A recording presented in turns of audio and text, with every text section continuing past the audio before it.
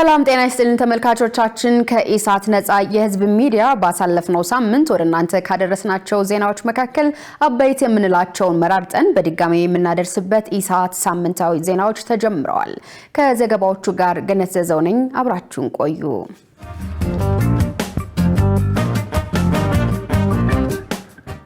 ከሳምንቱ ከተሰሩት ዜናዎች መካከል ቀዳሚ ወዳረግነው ዜና ስናልፍ ኢትዮጵያ በመካከለኛው ምስራቅ ጦርነት ጥቅሟን ያከበረ አካሄድ ልትከተል ይገባል ተባለ። በሌላ በኩል ቅድሚያ የሚሰጣቸው ከውጭ የሚገቡ ምርቶችን በአፋጣኝ ወደ ሀገር ውስጥ ማስገባት እንደሚገባ የፖለቲካል ሳይንስ ምሁራን ተናግረዋል። የዚህን ዜና ዝርዝር እንደሚከተለው ይቀርባል። የመካከለኛው ምስራቅ ጦርነት በተለይም በአፍሪካ ሀገራት በኢኮኖሚ በማህበራዊና በፖለቲካ ህይወት ላይ የሚያሳድረው ተጽዕኖ ቀላል የሚባል አይደለም ይባላል። ይህን መነሻ በማድረግ የመካከለኛው ምስራቅ ጦርነት በኢትዮጵያ ላይ ተጽዕኖ እንዳይፈጥር ምን ጥንቃቄ ሊደረግ ይገባል ሲል ኢሳት የፖለቲካ ሳይንስ ምሁራንን ጠይቋል። የወልዲያ ዩኒቨርሲቲ የውጭ ጉዳይና ፖሊሲ መምህር አዲስ አለማየሁ በሰጡት ምላሽ የመካከለኛው ምስራቅ ጦርነት እየተካረረ መምጣቱ ኢትዮጵያን ጨምሮ በሌሎች የአፍሪካ ሀገራት ተጽዕኖ ያሳድራል ሲሉ አስተያየት ሰጥተዋል።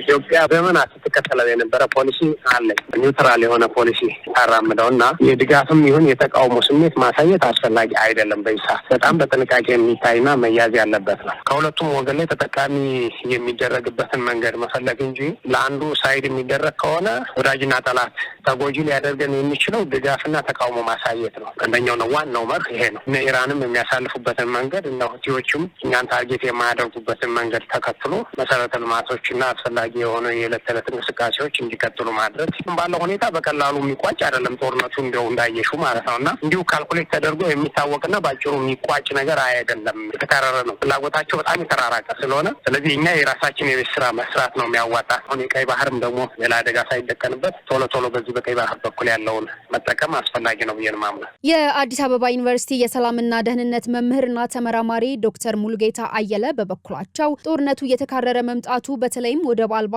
ለሆኑ ሀገራት ተጽዕኖ ሊያመጣ ስለሚችል መንግስት ቅድሚያ ሊሰጡ በሚሹ ጉዳዮች ላይ ትኩረት ሊያደርግ ይገባል ብለዋል። ኢትዮጵያ ያሉ 44 ሀገሮች የባህር ወደብ የላቸውም። የራሳቸው የሆነ የገቢና ማስወጫ ሉዓላዊነታቸው በሌሎች ሀገሮች ሂደት ውስጥ ጥገኛ የሚሆን ነው። ምናልባትም አሁን ጊዜ የተፈጸመባቸውና ወደ ወደብ ያልገቡ እስከ ወደብ ያልደረሱ እቃዎች ካሉ አሁን ከጦርነቱ ውጭ ባሉ ቀጠናዎች ያሉት ምርቶች ካሉት መንግስት ብሎ እነዚህ ነገሮች የማስገባት በተለይ አስፈላጊ ነው የሚባሉት እነዚህ ማዳበሪያ በፍጥነት፣ የነዳጅ ክምችት፣ መድኃኒቶች፣ በጣም መሰረታዊ የሆኑ ፍላጎቶቻችን ሊሆኑ የሚችሉ ቁሳቁሶች ቶሎ የማስገባት ሂደት መከናወን አለበት። አሁን ጅቡቲ ላይ ከዛ በኋላም የደረቅ ወደቦች ላይ የሚደርሱት አንዳንዴ በመጓጓዣ እጥረት የሚቆዩ ሁሉንም አቅሞች ተጠቅሞ አማራጭ የንግድ መስመሮችን ከዚህ በፊት ያልተሞከሩ የንግድ መስመሮች ወይም ውድ ናቸው ወይም በመልክዓ ምድር ሩቅ ናቸው ተብሎ ካሉ ከነሱም ጋር ባለው ሂደት ውስጥ ምናልባት ዋቴቨር ኮስቶችን በማድረግ እነዚህ ትራንስፖርት ሊሰጡ የሚችሉ የኢትዮጵያ አየር መንገድ፣ ሌሎቹ ቅድሚያ ተሰጥተው ወደ ሀገር ቤት የሚገቡ ነገሮች እነሱ መግባት አለባቸው። ምክንያቱም የአያላኑ ግጭት በማደግ ላሉ ሀገሮች ላይ ዳፋው ብዙ ስለሚሆን የቀጣናው አለመረጋጋት በሀገራት ላይ ከሚያሳድረው ተጽዕኖ ባሻገር ኢትዮጵያ እየጠየቀች ያለውን ወደብ የማግኘት ሂደት ሊያፋጥንላት እንደሚችልም አስተያየታቸውን ሰጥተዋል። አሁን እየጠየቅን ካለ ነው በቀይ ባህር አካባቢ ላይ ካሉ የአሰብ እና ተጨማሪ ሌሎች ወደቦችን ኢትዮጵያ ቶሎ ብላ እንድታገኝ ሊያስችላት ይችላል። ምክንያቱም አንደኛው የክሌም ልታቀርብ የሚችለው ኢትዮጵያ ይኸው በዚህ መልኩ ላይ ዓለም ከተዘጋ አሁን ደግሞ የኔ ሁሉ ነገሮች በዚህ በቀይ ባህሩ ላይ ተደገፈ ነው። ስለዚህ አማራጭ ቶሎ ብሎ ኢትዮጵያ ወደ ባህር በር እንድትወጣ ሌሎች አያሌ ሀገራቶች፣ የተባበሩት መንግስታት፣ በአፍሪካ ህብረት እና ወዳጅ ሀገራቶች በፍጥነት ኢትዮጵያ እንድትወጣ ያላቸውን ሙሉ በሙሉ ድጋፋቸውን ሊያበረክቱ ይችላሉ። ጊዜ ልውሰድበት ያላቸው ዲፕሎማሲ ሂደቶች ካሉ እሱን የዲፕሎማሲ ፍጥነት እንዲያከናውንና ቶሎ ብሎ የባህር ወደብ ባለቤት ሊሆን የሚችልባቸውን ስትራቴጂዎች ተጨማሪ ስትራቴጂ እንዲነድፍ ያስችለዋል። የግብፅንም የሱዳንም አካባቢ ላይ ቀጠናው ላይ ጂኦፖለቲካና ጂኦ ስትራቴጂ ላይ የመወሰን እድሏን ይጨምራል። በወዳጅ ሀገራቶች ኢትዮጵያ የፍላጎቷን ብሔራዊ ጥቅሟን በተለይ ከሁሉ በላይ እንድታስጠብቅ ሊያፋጥንላት ይችላል። ተፎካካሪ የፖለቲካ ፓርቲዎች አማራጭ ፖሊሲ በማምጣት መሞገት አለባቸው ሲሉ የዘርፉ ተንታኞች ገለጹ። በተያያዘም በተለያዩ የመገናኛ ብዙሃን አማራጮች የሚደረጉ የፓርቲዎች ክርክር ከስሜታዊነት የዘለሉ በሀገራዊ ጉዳዮች ላይ መሰረት ያደረጉ ሊሆኑ ይገባል ሲሉ የፖለቲካ ተንታኞች በዚህ ሳምንት ለኢሳት ተናግረዋል። ትዕግስት ተስፋዬ ተጨማሪ አላት። የተፎካካሪ የፖለቲካ ፓርቲዎችና የገዢው የብልጽግና ፓርቲ ክርክር በተለያዩ የመገናኛ ብዙሃን መድረክ እየተደረገ ነው። ክርክሩ ከትችት ባለፈ ለኢትዮጵያ ምን ይዞ ይመጣል ሲል ኢሳት የዘርፉን ተንታኞች አነጋግሯል። የፖለቲካ ተንታኙ አበበ አካሉ በሰጡት ምላሽ ተፎካካሪ የፖለቲካ ፓርቲዎች አማራጭ ፖሊሲ ማቅረብ ይገባቸዋል ብለው ለተወሰኑ ቀናት በተዘጋጁ መድረኮች ላይ ተጨባጭ ውጤት ያልያዘ ሀሳብ ማቅረብ ለኢትዮጵያ ፋይዳ የለውም ሲሉ ተናግረዋል። ስልጣን ላይ ካለው ከገዢው ፓርቲ በተሻለ አማራጭ ነው ብለው የሚሏቸው በተለያየ መስክ ያሉትን ፖሊሲዎች ነው ይዘው መገኘት የሚገባቸው። እነኛ አማራጭ ፖሊሲዎች ማህበረሰቡ የትኛው ፓርቲ ፖሊሲ ይሻላል፣ የትኛው ሚዛ የሚደፋው፣ የትኛው አገርን ከችግር የሚያወጣው የሚለውን ነገር እንዲያስቡ የሚያደርጋቸው ነው። ይሄን በዚህ ሰዓት ብላችሁ ነበር፣ አሁን ግን ይሄ አልተገበረም። እኛ ደግሞ ይሄን አማራጭ ፖሊሲ ይዘን መተናል፣ የኛ ፖሊሲ ይሄን ይመስላል የሚለውን ነገር የፖለቲካ ፓርቲዎች በተለይ ተቃዋሚዎች ማቅረብ መቻል አለባቸው። በማገናዘብ ለኢትዮጵያ የሚመቻት በኢኮኖሚው ዘርፍ ይሄ ፖሊሲ፣ በቱሪዝም በንግድና በኢንዱስትሪ ይሄ ፖሊሲ የሚለውን ነገር ይዘው ሲቀርቡ የተሻለ አማራጭ ሆኖ ሲቀርብ ማህበረሰቡ ባለፈው ምርጫ የተገባውን ቃል ኪዳን ይከልስና ወይም እንዲከልሰው ወይም እንዲያስታውሰው ማድረግ አሁን ላይ ጥሩ መረማመጃ ሆኖ በህዝብ ዘንድ ቅቡልነት እንዲሆናቸው ማድረግ ይችላል። ከዚህ በዘለለ ግን ለተወሰነ ቀናት በተዘጋጀ ፕሮግራም ብቻ ሚዲያ ላይ ወጥቶ ተጨቃጭቆ ከረድ ያሉ ቃላት ተመላልሶ ብቻ መድረክ ለቆ መውረድ ይሄ ምንድን ነው የሚፈይደው? ሌላኛው የዘርፉ ተንታኝ ኤርሚያስ ታደሰ በበኩላቸው ከፖሊሲ ከስትራቴጂና ከህጋዊ ሙግት ውጪ የሆነ ስሜታዊነት የታየበት መድረክ ነው ይላሉ። በይበልጥ የማየው ስሜታዊ የሆኑ ሴንሴሽናል የሆኑ የክርክር አካሄዶች ናቸው የሚስተዋሉት። ከፖሊሲ ከስትራቴጂ ከህጋዊ ሙግቶች ውጪ ሆኑ ወይም ደግሞ የኢኮኖሚያዊ፣ ማህበራዊ፣ ሃይማኖታዊ፣ የፍትህ ጉዳዮች፣ የመልካም አስተዳደር፣ የልማት፣ የእኩልነት፣ የስርዓተ ጾታ የመሳሰሉ ጉዳዮች ከመነሳት ይልቅ በዛ ጉዳይ ላይ ፓርቲዎቹ ያላቸውን ፖሊሲ ስትራቴጂ ከዚህኛው መንግስት የተሻለ አማራጫቸውን ከማሳየት ይልቅ ሴንሴሽናል የሆኑ ወይም ደግሞ ስሜት ላይ ያተኮሩ የሙግት አካሄዶች ያስተውላሉ። የክርክሩን ሚዛናዊነት እንዴት ይመለከቱታል ብለን ላነሳ ነው ጥያቄ አቶ አበበ አካሉ ተከታዩን ምላሽ ሰጥተውናል። ክርክሩ ራሱ ከየሙያ ዘርፉ የተውጣጡ ሰዎች ቢሆኑ ይመረጣል። ከሙያው ጋር ግንኙነት የሌላቸው ሰዎች ከአንድ ከተዘጋጀ ፖሊሲ ጋር ምንም አይነት የሙያ ዝምድናም የሌላቸው ሰዎች በዘፈቀደ ቀርበው ጭምር የሚያደርጉት ክርክር በጣም ነው የሚያስገርመው። አፍንጫ አይን አይሆንም፣ ጥርስ ጆሮ አይሆንም። እንዲህ አይነት ነገሮችን እናያለንና ብዙ ጊዜ ተፎካካሪ ፓርቲዎችም በሙያተኞች የሚመሩ ወይም በአንድ የክርክር መድረክ ላይ በአንድ ጉዳይ ላይ የሚነሳውን የዛ ጉዳይ ባለቤት በሆኑ ሰዎች ቢመራ ወይም በዛ መልኩ ቢቀርብ የተሻለ ነው የሚሆነውና አንዳንዴ ያለ ፊልዱ የሚቀርቡ ነገሮች ምን ያክል ለመመለስ እንኳን እስከሚያዳግታቸው ድረስ ሲንተባተቡ አንዳንዶቹ ይታያልና ፓርቲዎች ከምን ጊዜውም በላይ ራሳቸውን አጠንክረው መቅረብ ነበረባቸው። ከአምናው የበለጠ እየወረደ ነው የመጣው ክርክሩም። በቀጣይ የኢትዮጵያ ብሔራዊ ምርጫ ቦርድ በሚያወጣው የጊዜ ሰሌዳና በሚያዘጋጀው የክርክር ሀሳብ ላይ ፓርቲዎች እንደሚከራከሩ ይጠበቃል። በኢትዮጵያ የሸማቾች መብት በአግባቡ እየተተገበረ አይደለም ሲል የሸማቾች መብት ጥበቃ ማህበር ጥምረት ገለጸ። በሌላ በኩል የሸማቾችን መብቶች በማስጠበቅ ረገድ በቅንጅት እየሰራው ነው ሲል የአዲስ አበባ ከተማ ንግድ ቢሮ አስታውቋል። ሰላማዊት ሙልጌታ ተጨማሪ አላት።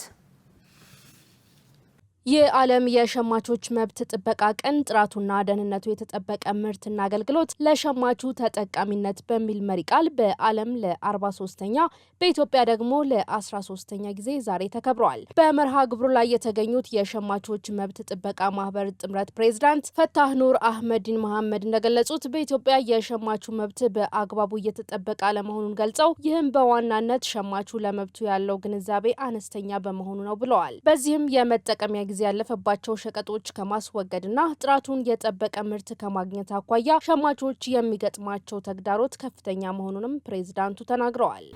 ከሸማቹ ጋር የወጡት መብቶች በመንግስት ደረጃ እየተገበሩ አይደለም። ማህበሩም እነዚህ ክፍተቶች እንዲስተካከሉ፣ ክፍተቶቹ እንዲሟሉ ከህግ ከሚወጣው አካል ጋር ከፍትህ ሚኒስቴር ጋር አስገብተን ውይይት እየተደረገ ነው። ኤክስፓየር ዴት ያለፈባቸው እቃዎች በየሱቁ ተገኝተው ያንን ሊያስወግድ የሚችል ማስወገጃ የለንም ነው የሚሉን አብዛኛው። እኛ አንሰ ማስወገድ አንችልም፣ ማንዴቱም የለንም።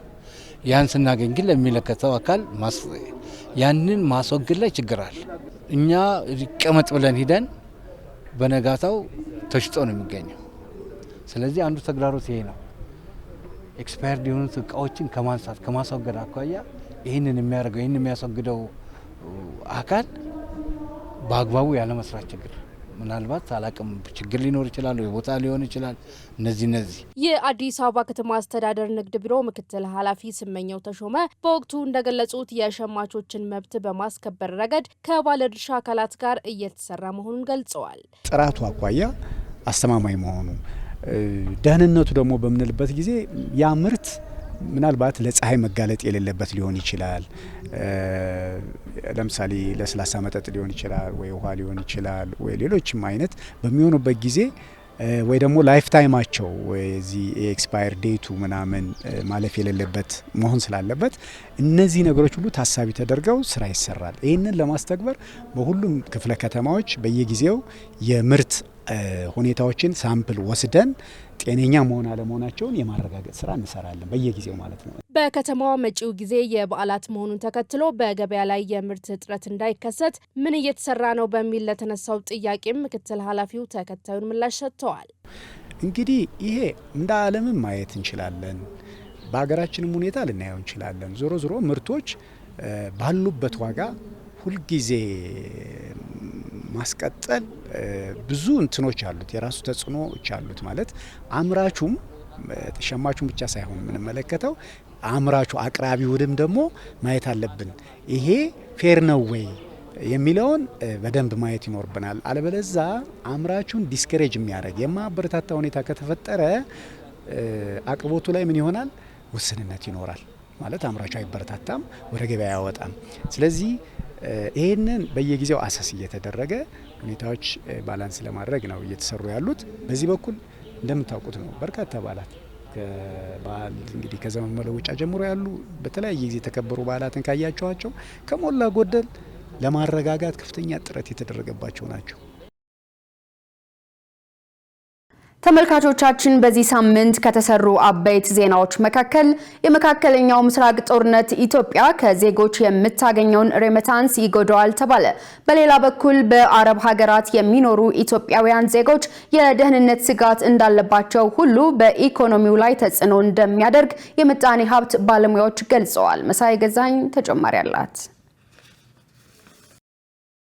የመካከለኛው ምስራቅ ጦርነት በበርካታ ሀገራት ላይ ኢኮኖሚያዊ ጫና እያሳደረ በመሆኑ በነዳጅ ምክንያት የሚከሰት መስተጓጎል እንዳይኖር በጥንቃቄ ጥቅም ላይ ከመዋል ጀምሮ የስራ ቀናት የቀነሱ ሀገራት አሉ። ጦርነቱ በሀገራቱ እምቢተኝነት ከቀጠለ በኢትዮጵያ ላይ የሚያስከትለው ጫና ምን ሊሆን ይችላል? ምን አይነትስ ጥንቃቄ ይደረግ ስንል የምጣኔ ሀብት ባለሙያ ዶክተር ቆስጠንጢኖስ በረሀ ተስፋን አነጋግረናል። አስቸጋሪ ነገር ነው፣ ግን ነገሩ ከፍተኛ ተጽዕኖ ነው የሚፈጥረው። አንደኛ ነዳጅ ዋጋ ይጨምራል። ሁለተኛ መርከቦች በተለይ በዚህ በባቤል መንደብ የሚያልፉ የጅቡቲና የመን መሀል ያለው ሌሎችም የንግድ ቁሳቁሶች የማለፍ ችግር ሊኖራቸው ይችላል። ከዛ ሌላ ግን ትልቁ ተጽዕኖ ብለሆነ የመካከለኛው ምስራቅ ያሉ ኢትዮጵያውያን እዛ የሚሰሩ ጦርነት መሀል ነው የተጠመዱት። እንዴት አድርገው ወደ ሀገራቸው እንደሚመለሱ አላውቅም። ሁለተኛ ደግሞ በርከት ያለ የዳያስፖራ ገንዘብ ከዛ ነው የሚመጣው እና የእኛን ኢኮኖሚ ይጎዳዋል። ከዛ ሌላ የዲፕሎማሲ ተጽዕኖችም ይኖራሉ። ሁሉም የእኛ ወገን ሆኑ እያሉ ነው ያሉት።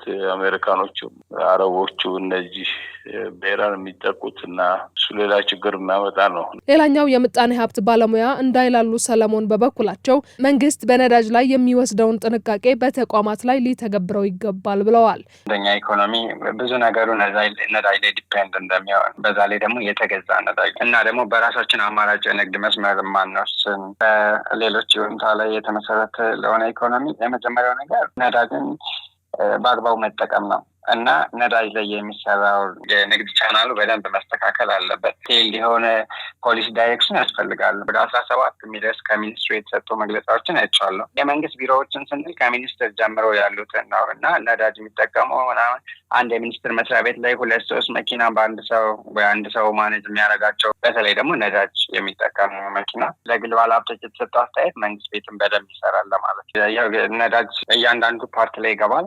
የሸቀጦች ዋጋ በዛው ልክ አብሮ ቡም ሊያደርግ ይችላል። የመንግስትን ጠንካራ እይታ እና ይሁንታም ይፈልጋል። ኢራን የሆርሙዝን ሰርጥ ዘግታ ከዶላር ውጪ የተደረጉ ግብይቶችና የወዳጅ ሀገራትን ሸቀጦች እንደማትነካ አስታውቃለች። በዚህ መሰረት ዛሬ በቻይና ዩዋን የተሸመተ ሸቀጥ በሰርጡ በሰላም አልፏል። ይህ የብሪክስ ሀገራትን ሊያግዝ ይችላል ወይ ስንል ለባለሙያዎች ጥያቄ አቅርበናል። በዩዋን የተገዛ ነዳጅ ይሄ ዶላርን ለመገደል ነው። ምክንያቱም ትልቁ የዶላር አቅም ያለው የነዳጅ መግዣ ዋጋ መሆኑ ነው። የዶላርን መጠቀም የማቆም ሁኔታ ቻይና ብዙ እየሰራችበት ነው ያሉት፣ ብሪክስ እየሰሩበት ነው ያሉት። አሁን የከረንሲ ስዋፕ የሚባል ገንዘባቸውን በመቀያየር ሩሲያና ህንድና ቻይና ዶላርን አውጥተውታል ከጨዋታና ዩናይትድ ስቴትስ ዶላርን ትልቅ ገንዘብ ያደረገውና አገሪቱ ደግሞ የዓለም አንደኛ ኢኮኖሚ የሆነችው ትልቁ አስተዋጽኦ ያለው ይሄ የእነሱ ዶላር መጠቀም ነው። ስለዚህ አሁን ኢራን ነው በዛ ላይ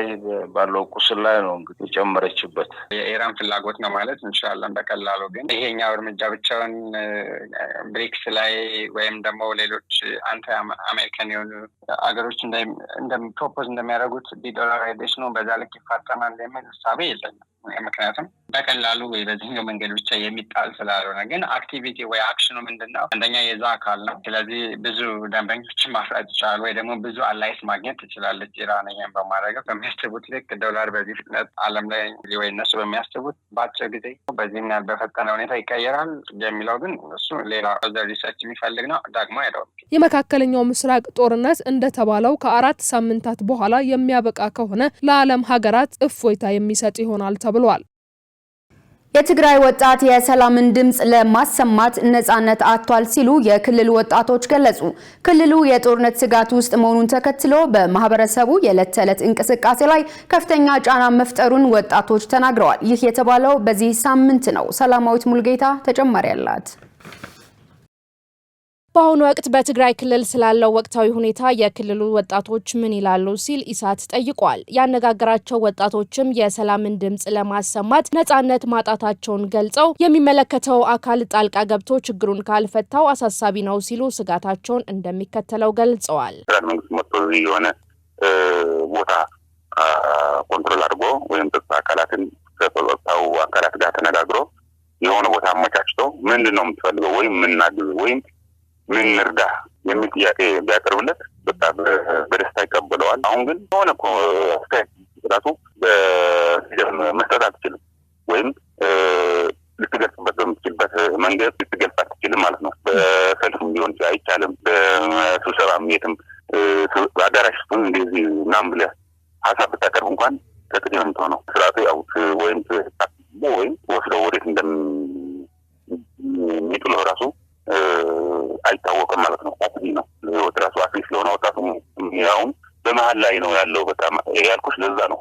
አሁን ትልቁ ችግር እዚህ ያለንበት ቦታ ዲሞክራሲ የሚባል የለም። አሁን እየፈራን እየኖርን ያለ። ስለዚህ እዚህ ክልል የሚፈታ ነገር የለም። በፌዴራል መንግስት የሚፈታ ነገር ከሌለ እንደዚህ ነው የምንቀጥለው ማለት ነው። ከዚህ ሊብስ ይችላል። ስለዚህ ወጣቱን ለመታደግ ፌዴራል መንግስት ከህዝቡ ሽከሳ አድርጎ ለወጣቱ የሆነ ነገር መፍጠር አለበት ብዬ ነው እንጂ ከባድ ነው ያለንበት አሁን።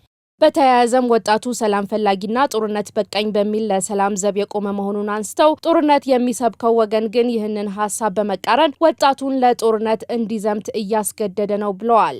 ይህንን ያልተቀበሉ ወጣቶች ለስደት እየተዳረጉ መሆኑን አስረድተዋል። እኛ ወጣቱ ስለ ጦርነት በቃኝ ብለዋል። ህዝቡም ወጣቱም በቃኝ ብለዋል። ሰማው ነው ያጣው። አሁን በቃኝ እያለ አጋዥ ነው ያጣው ወጣቱ።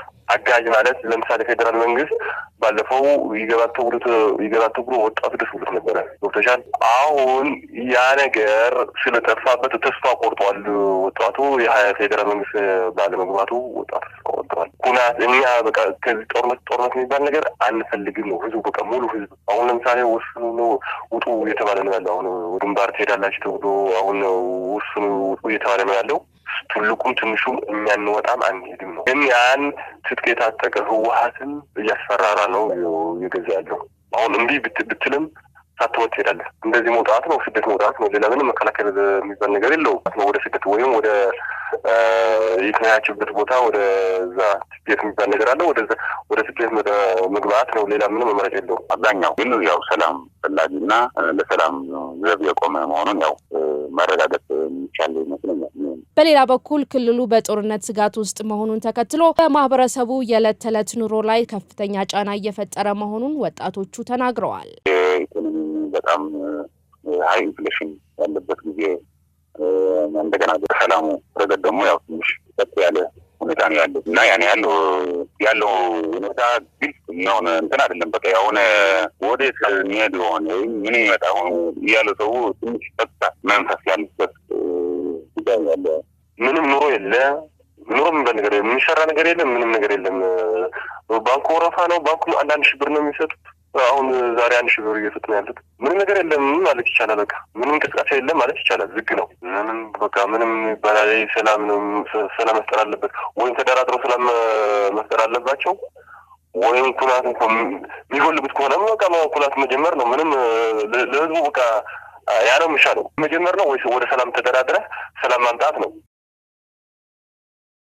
ተመልካቾቻችን ከኢሳት ነጻ የህዝብ ሚዲያ ባሳለፍነው ሳምንት ወደ እናንተ ካደረስናቸው ዜናዎች መካከል አበይት የምንላቸውን መራርጠን በድጋሚ የምናደርስበት ኢሳት ሳምንታዊ ዜናዎች አሁንም እንደቀጥሉ ናቸው። አሁን ደግሞ ወደ ውጭ ዜና ተሻገርን።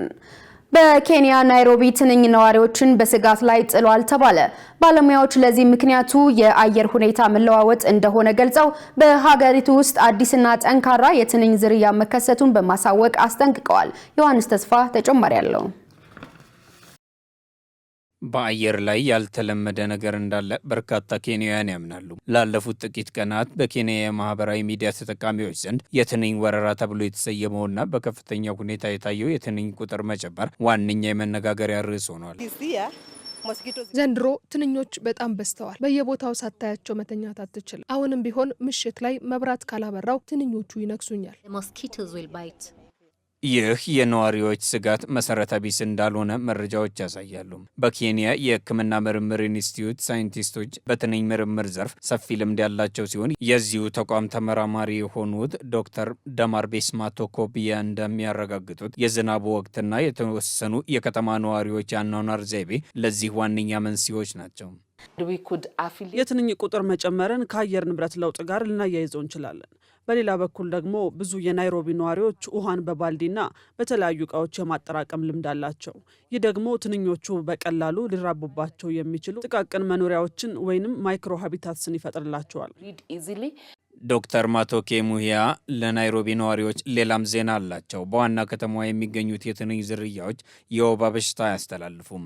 ወባ የሚተላለፈው አኖፌለስ በሚጠሩት የትንኝ ዝርያዎች አማካኝነት ነው። ይሁን እንጂ በቅርቡ ከዋና ከተማዋ ውጪ አኖፌለስ ስቴፈንሲ የተባለ አዲስ ዝርያ ተከስቷል። ይህ ዝርያ በውሃ ማጠራቀሚያ እቃዎች ውስጥ የሚገባና ለጸረ ተባይት መከላከያዎች የማይበገር ሆኖ ተገኝቷል። ይህም የተለመደውን የወባ መከላከልና የማጥፋት ጥረት ከፍተኛ አደጋ ላይ ጥሎታል። ይህንን የትንኝ ዝርያ እንደ ፓይሬትሮይድስ ያሉ አሁንም ጥቅም ላይ ለሚውሉ የጸረ ተባይ መድኃኒቶች የማይበገር መሆኑን አረጋግጠናል። በአሁኑ ወቅት ወባን ለመከላከል በጸረ ተባይ የተነከሩ አጎበሮችን እንጠቀማለን። እንዲሁም የመኖሪያ ቤቶችን እናስረጫለን። ሆኖም ትንኞቹ ገና ሳይፈለፈሉ ለማጥፋት የሚያስችሉ ሌሎች የቁጥጥር እርምጃዎች ሊታሰቡ ይገባል። ምክንያቱም ይህ ትንኞቹን ከመነሻው ስለሚያጠፋ ወደ አዋቂነት የሚሸጋገሩትን ቁጥር ይቀንሳል።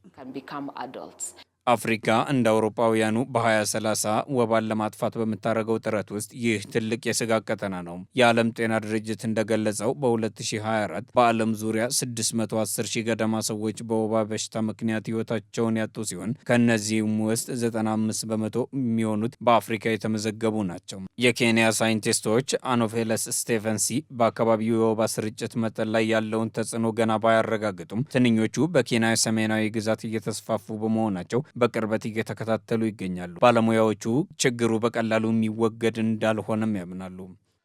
ቀደም ሲል ወባ ባልነበረባቸው አካባቢዎች አሁን የበሽታ ሪፖርቶች እየወጡ ነው። ስለዚህ የወባ ስርጭት ሁኔታ ወይንም ጠባይ ቀደም ሲል ከምናውቀው በተለየ መልኩ እየተቀየረ ነው። በመሆኑም በቸልተኝነት ልንቀመጥ አንችልም። ቀድሞውኑ የዓለም ጤና ድርጅት ልዩ የትንኝ መከላከያዎችን በጥቅም ላይ እንዲውሉ ፈቅዷል። ሆኖም ሳይንስ በወባ መከላከል ረገድ ቀድሞ ለመገኘት በሚያደርገው ትግል ተጨማሪ መረጃ ለመሰብሰብና አዳዲስ የመከላከያ ዘዴ ለመለየት ተጨማሪ ሀብትና ምርምር እንደሚያስፈልግ ባለሙያዎቹ ተናግረዋል። መረጃውን ስናጠናቅር CGTN አፍሪካ ዋቢያችን ነበር። በሌላ ዜና በዚህ ሳምንት ከተሰሩ የውጭ ዜናዎች መካከል ኢራን የባህረ ሰላጤውን ሀገራት የኃይል ማመንጫዎችን ማጥቃቷን ተከትሎ የነዳጅና የተፈጥሮ ጋዝ ዋጋ ጨመረ። በጋዝ ማምረቻዎች ላይ የደረሰው ጉዳት ጦርነቱ ካበቃ በኋላም ቢሆን ወደ ስራ ለመመለስ ብዙ ጊዜ ይፈልጋል ተብሏል። ሸሪፍ ኢማም ተጨማሪ አለው። ኢራን በኳታር 1/5 የሚሆነውን የዓለም ጋዝ እንዲሁም በሁለት የነዳጅ ማጣሪያዎች ላይ ጥቃት ከሰነዘረች በኋላ ሐሙስ ዕለት የዓለም የነዳጅና የተፈጥሮ ጋዝ ዋጋ ጨምሯል። የሆርሙዝ የባህር ወሽመጥ ለትራፊክ ዝግ መሆኑ ያስከተለው የኃይል ቀውስ ከሚጠበቀው በላይ ረዘም ያለና ሰፊ ሊሆን እንደሚችል ይጠበቃል። ይህ ማለት ደግሞ በነዳጅና በጋዝ ምርት ላይ ዘላቂ ጉዳት እንዳያስከትል ስጋት ፈጥሯል።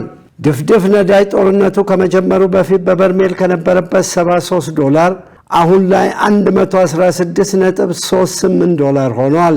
ኢራን ሐሙስ ዕለት በባህረ ሰላጤው አረብ ጎረቤቶቿ ላይ የምትሰነዝረውን ጥቃት አጠናክራለች።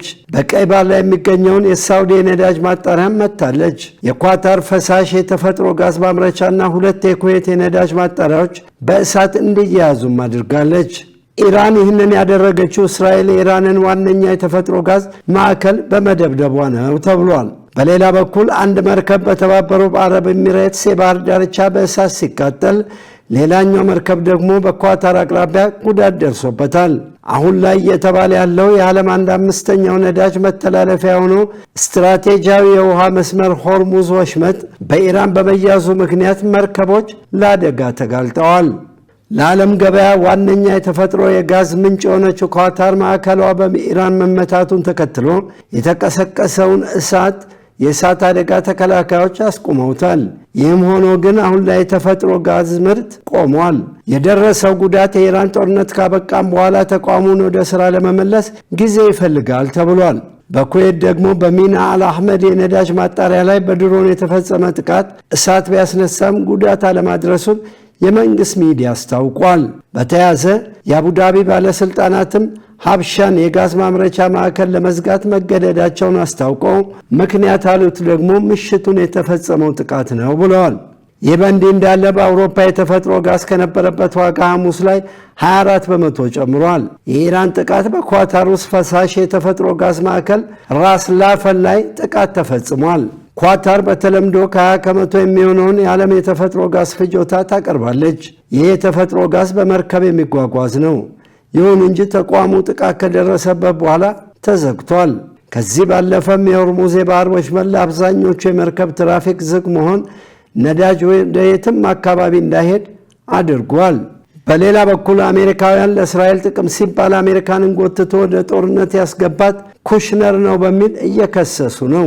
አዲስ ከህዝብ የተሰበሰበ አስተያየት እንደሚያመለክተው 74 ከመቶ የሚሆኑ አሜሪካውያን እንደሚጠረጥሩት ጆርጅ ኩሽነር የኢራንን የሰላም ስምምነት ንግግር እንዳይሳካና አሜሪካ ተገፍታ ወደ ጦርነቱ እንድትገባ በማድረግ የእስራኤል ወኪል በመሆን ከፍተኛ የሀገር ክህደት ፈጽመዋል ብለዋል። ዜናውን ስናዘጋጅ አሶሺየትድ ፕሬስና ቻይና ላይቭን በመረጃ ምንጭነት ተጠቅመናል። የተከበራችሁ ተመልካቾቻችን ባሳለፍነው ሳምንት ወደ እናንተ ካደረስናቸው ዜናዎች መካከል አበይት የምንላቸውን መራርጠን በድጋሚ ወደ እናንተ ስናደርስ ነበር። ዜናዎቹ በዚሁ ተጠናቀዋል። ከዘገባዎቹ ጋር ገነዘዘው ነበርኩ። ሰናይ ጊዜ